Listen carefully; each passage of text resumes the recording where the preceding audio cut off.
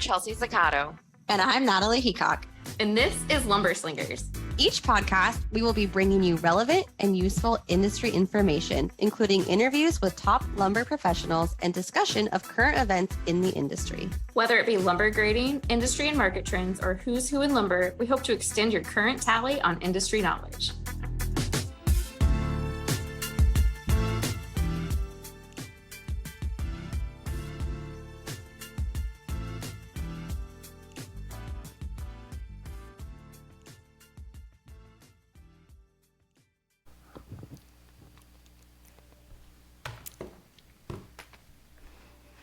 Oh, hey, Chels.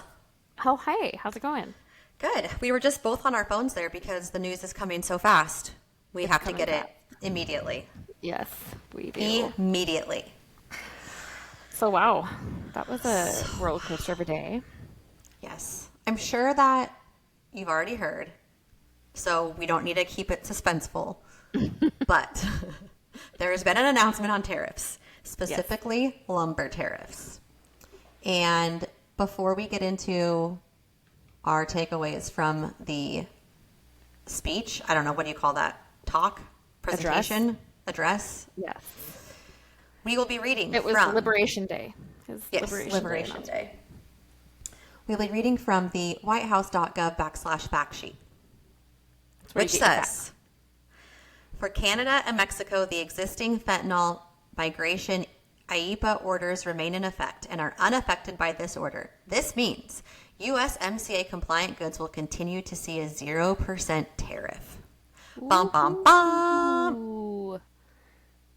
Let the trading continue. Let the trading continue.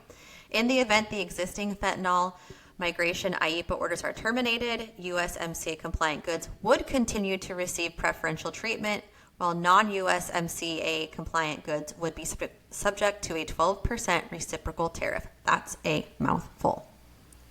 That is a mouthful. Thanks for regurgitating. So I know we've talked about this before, but just as a reminder, IEEPA stands for International Emergency Economic Powers Act, which was enacted in 1977.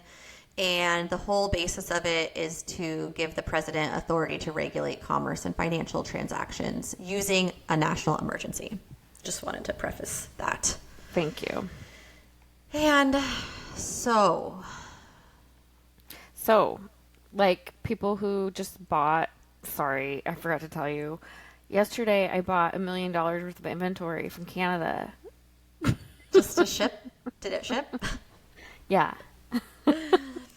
I mean, the only thing is, I hope that this is long-term in the sense that, like, if we know the rules, we will play by them. But I'm feeling like the lumber industry, I mean, obviously that's what industry we're in, so that's what we're experiencing. But, like, the poor truck drivers, like, everyone, it's just, like, up and down and ship as fast as you can. No, don't ship anymore. Now do this. Now buy. Now sell.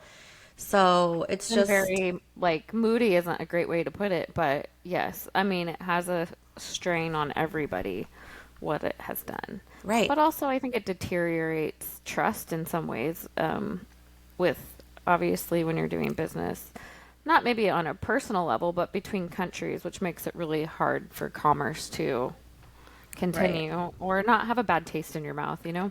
Mm-hmm. I agree.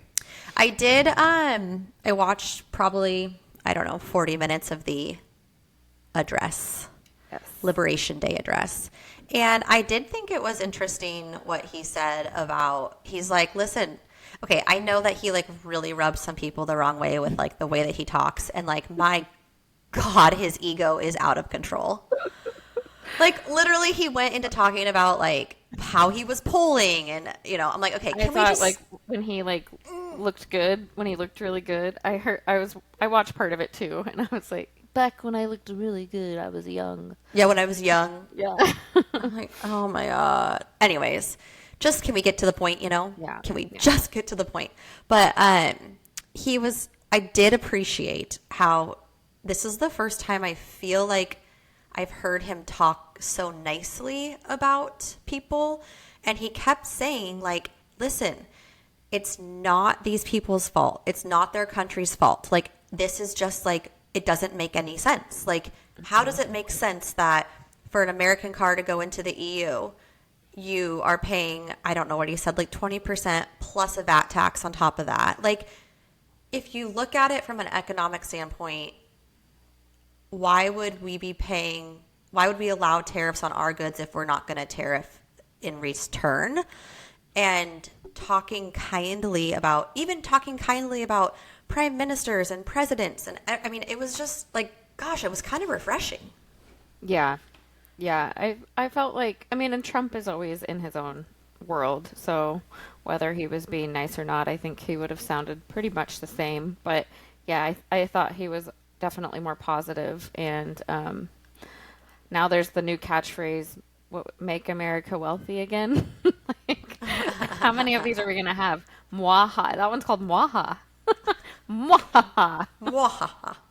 Maha. Oh. Well, didn't RFK, he just came out with something that's AHA, like aha. Yeah. I can't remember what it was. Or Maha? No, in addition. Oh, it's Aha. It's Make America Healthy Again, which is the Maha. And then there's a new aha. God. We just need to stop it with the ha-has. Let's get serious. Well, that's the White House fact sheet. That was nice that they put that up so quickly because I think there was a lot of speculation. I myself was Googling like what is happening. What's the tariff? I woke up this morning like super early, not because of this, but I was up anyway, so I was looking to see when's it going to be announced. Was it announced at 1 a.m.? No, he waited until I believe it wasn't even 1 p.m. Pacific time. I think it got pushed off to like 2 p.m. Pacific time when he actually started talking. So I think a lot of us were waiting on bated breath to hear from him, and this fact sheet really outlines a lot of what was talked about and clarifies a lot of it. So until this came out, it was actually still unclear to me what was going on with lumber. Right. Well, it was very unclear because we were thinking, like, by we, I mean I was thinking it's been a long day for Chelsea and I, on a side note. I was thinking, okay, well, I know that Canada left in place their reciprocal tariffs and of 25%. So does that mean that we are at the 10% level? Because there's did we say this already? There's a baseline 10% for every country. No, I don't think we talked about that yet. So it was like, okay, are we at the baseline 10%? Because by the way, he did not mention Canada at all. Right. It wasn't even on the list that he had of reciprocal tariffs. No. Or are we at the 12? Would we be at 12.5%? Because that would be half. Oh, so then he said, for reciprocal tariffs, he's going to be kind, and he's going to call them the kind tariffs, and they will only be at half of the tariff of that country. So therefore, if we went by the kind tariffs, then we'd be paying 12.5%. However, all that's null and void because of IEEPA. Right, and this does say specifically on the fact sheet, some goods are not subject to the reciprocal tariff, including articles subject to 50 U.S.C. 1702, steel, aluminum articles, and auto parts already subject to Section 232 tariffs, copper, pharmaceuticals, semiconductors, and lumber articles. All articles that may become subject to future Section 232 tariffs, bullion and energy, and other certain minerals that are not available in the United States. Wow. So some of the most notable ones were 46% on Vietnam, 34% on China, and 20% on the EU. What was the biggest? There was a huge one. Yeah, there was a... I had to look at it.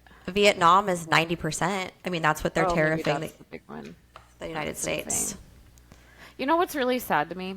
Some of these big ones that were outlined on the reciprocal tariffs are countries that are truly third world impoverished countries that obviously they have a tariff to the United States, and the people who are suffering are the citizens of these countries who are hardworking in these labor jobs, and they're not getting the benefit from their governments of these high tariffs that are being put on the United States, their government is benefiting and not allocating the funding to help bring their country, up to speed and empowering their own economy. So that's what's sad to me when you mentioned something like Thailand. Thailand was 72% tariffs to the United States. And that is for the most part, that is a third world country. There's a lot of very poor parts in Thailand, and so it's like, wow, I didn't realize that tariffs were that high. Where's that money going? Mm-hmm. It's sad to me that a lot of these countries are already suffering, but these high tariffs aren't benefiting them. Right. Right. Yeah, it's pretty crazy. I mean, like the whole thing, I mean, wow. Yeah. So, I gotta ask if Thailand is a third world country. I'm just fact checking myself. It's not considered a third world country. I mean, you've been there.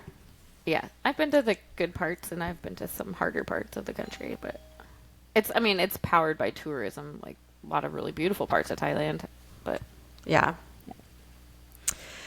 Yeah. So, obviously Canada and Mexico were left off and the Canadian dollar strengthened below 1.4225 for the first time since February. I am glad I made my Canadian dollar trades this week. Wow. So we Gucci. we Gucci. We Gucci on that. But that's sad And- because my in-laws, they travel to Florida every year, my Canadian in-laws, and they literally just left the U.S. yesterday. And, it would have been nice to give them a little bit of a stronger dollar while they were here. Yeah. Yeah. Yeah. It changes so fast. How can you, I mean, Yeah. Yeah. yeah. And then I guess overall the equity market reacted negatively. So after hours, but we'll see. Yes. I guess tomorrow when the markets open back up, it will be interesting to see how it shakes out and for the rest of the week. Yeah, it's pretty crazy. So a lot of news. What did you think about his little, him holding up his little graph there?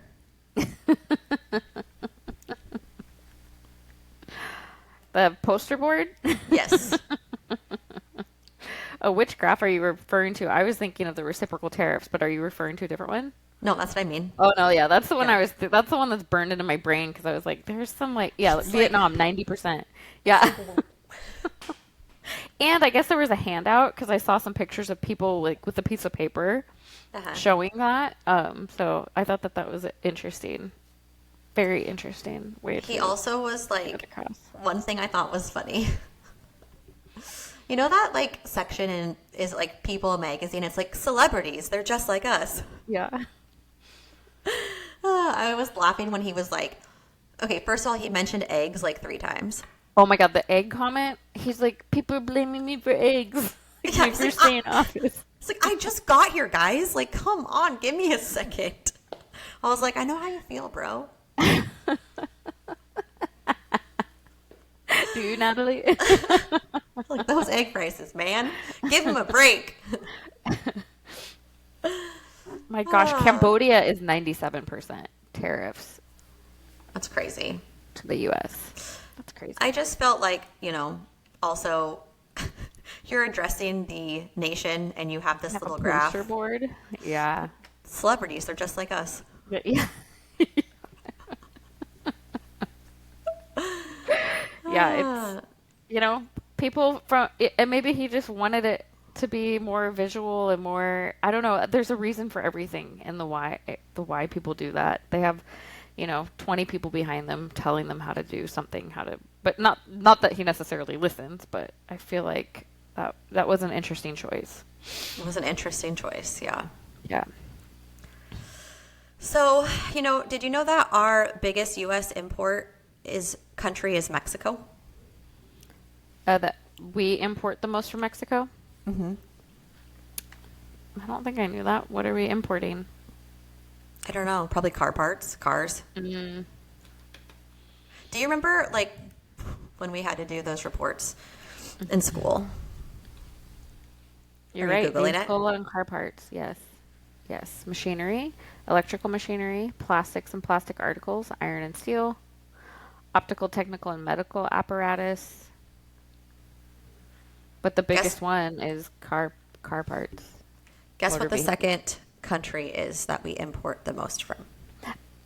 But back up, really pause, really 1 second.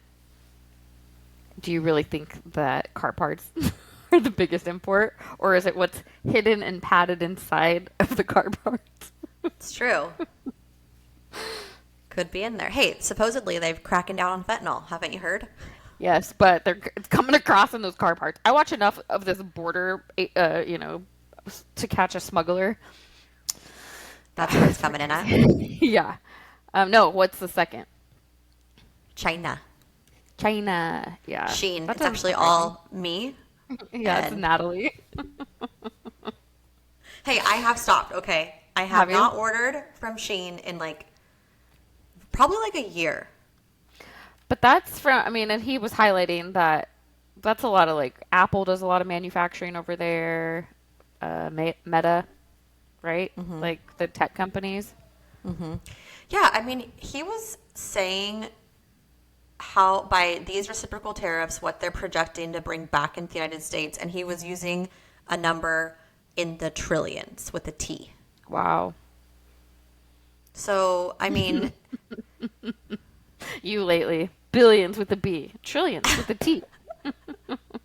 that's okay. It's probably because my 7-year-old the other day said shit with a T at the end. I was like, what did you just say? It's like just making sure you know that it's the word with the T at the end of it. I was like, that's the most random thing. And also, don't say that word. It's all smoke and mirrors, so you didn't hear the first part. Yeah. Maybe he's learned it from me with my trillions with the T at the front. Seriously. Well, I think the overall feeling, how are you feeling? I feel like we've been on a roller coaster for 2 months and We're tired. we're tired. And I hope that this is it. Let's do it. Yeah, can we just And be done for a little bit? And I don't want to be insensitive to the companies in the United States that do import from these other countries. I mean, that is really challenging and it's going to be really hard. Yeah. And it's going to cut into margins. It's going to affect the end user. It's going to be hard and challenging for companies. And I don't know. I feel you. Yeah, we can't not acknowledge that. I think, and hopefully it's not misinterpreted as oh, great, this is great. It's for me, it's more of I'm just glad to have some clarity so I can Right. go back to, it's been affecting the market. People are pausing, people aren't making decisions, they're waiting. And so just to be able to move the needle again and make decisions again and sell more and just get back into the market, I think for all of us is at least having that kind of clarity is very helpful. Obviously, we all have our own set of feelings that come along with that. And, half of my family's in Canada and our friends. And so there's a lot of, obviously, thoughts about that and how we want to work together with Canada. We don't want to be enemies. And, my God, I need Canada to work with us because now I, have literally a half Canadian baby. So I want America and Canada to be friends forever, BFFs. So having clarity, I think, is a big relief. And I'm hoping that, we can just continue to move forward and just keep business moving now that we all have an answer. Yes. Let's do it. Let's hit the ground running tomorrow. Everyone have a Negroni tonight. Yeah. Are you going to have a drink tonight? I think I might. I might too. So let's both take a picture of our Negronis. Okay. I had a glass of wine last night, so I'm just a rebel over On here. Tuesday? A Tuesday. Well, I was at an HOA meeting, so I had to I get don't through blame it. you. I'm sleep training and I'm literally about to crumble. I'm on night 6 tonight. And so, You're almost halfway. almost halfway. It's a 14-day thing. And, yeah, I definitely think a Negroni might be in order now that we at least have an answer on this stuff. Yeah. And we can say, what's happening on April 2nd? We can put that behind us now. Now we know. We know. We can move on. So this is your 20-minute recap of what happened, what we thought, and we'll be back on Friday. Yes. We'll be back on Friday with And another episode. follow us, beep us, call us if you need Call anything. us, beep us if you want to reach us. Yes. lumberslingers@gmail.com. So that was beautiful. Meow. Thank you. All right. Well, I'll see ya on Friday. Okay, sounds good. Bye. Bye.